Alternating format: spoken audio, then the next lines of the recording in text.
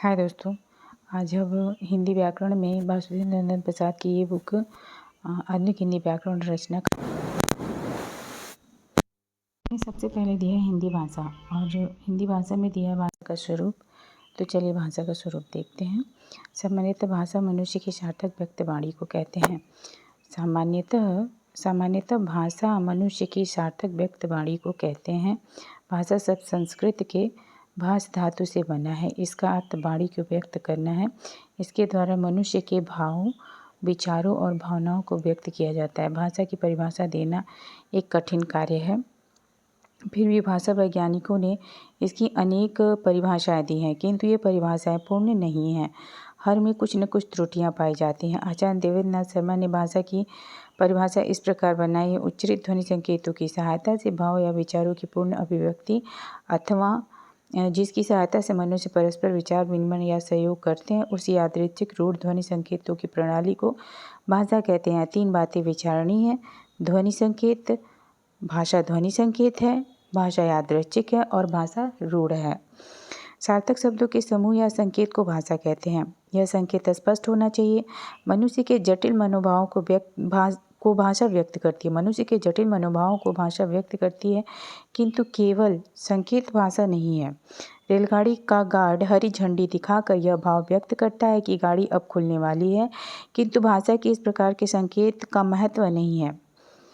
सभी संकेतों को सभी लोग ठीक ठीक समझ नहीं पाते और न ही इसमें विचार की सही व्यक्त हो पाते हैं। सारांश यह कि भाषा को सार्थक और स्पष्ट होना चाहिए। भाषा यादृच्छिक संकेत है। यहाँ शब्द और अर्थ में कोई तर्क संगत संबंध नहीं है। बिल्ली, कौवा, घोड़ा आदि को क्यों पुकारा जाता है, यह बताना कठिन है। उनकी ध्वनियों को सामान्य स्वीकार कर लिया, इसके पीछे कोई तर्क नहीं है। भाषा के ध्वनि संकेत रूढ़ होते हैं। परंपरा या युगों से इनमें इसके प्रयोग होते आए हैं। औरत, बालक, वृक्ष आदि शब्दों का प्रयोग लोग अनंत काल से करते आए हैं। बच्चे, जवान, बूढ़े सभी इसका प्रयोग करते हैं।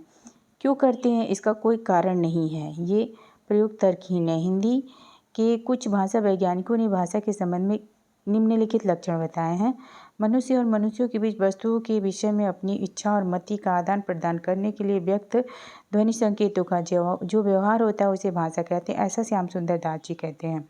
जिन ध्वनि संकेतों द्वारा मनुष्य परस्पर विचार विनिमय करता है उसको समष्टि रूप में भाषा कहते हैं। ऐसा बाबूराम सक्सेना कहते हैं।